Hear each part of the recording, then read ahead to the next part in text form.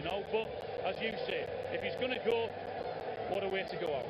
How is it dealing with that pressure, Wayne, whether you're a player or manager, and the scrutiny of the club is on you every single day? How do you deal with that?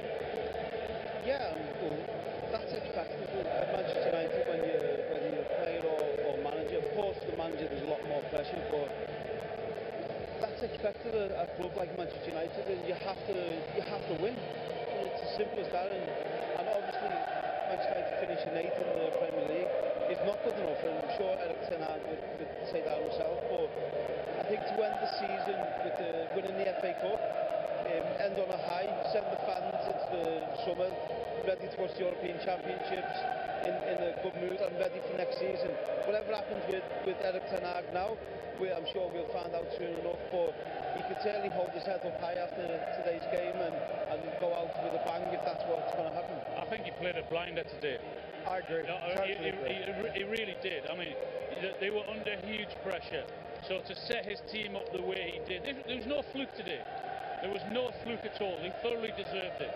They were the better team. The way they stuck together, the way they sort of narrowed the spaces and didn't give anything, the way they closed down, the way they won every tackle, and then when they could, the way they hit them on the break and the switch of play, all of that, particularly first half, was magnificent.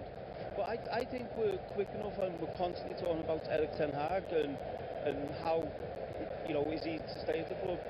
Them players have shown today they can do it, so that's the question you have to ask. Why have them players not done that all season? Why have they not played as a team all season and allowed, the goals against them, chances against them, when they've proved today they can do it? So that's a question these players have to look themselves maybe in the summer and come back with a different attitude to try and win. Do you wonder the point I made before, that because of the way they play and the fact they're more of a counter-attacking side, that when they're playing, with all due respect, the teams in the bottom half of the league, you can't necessarily play that way, and they're playing against a low block. That's when generally they've struggled.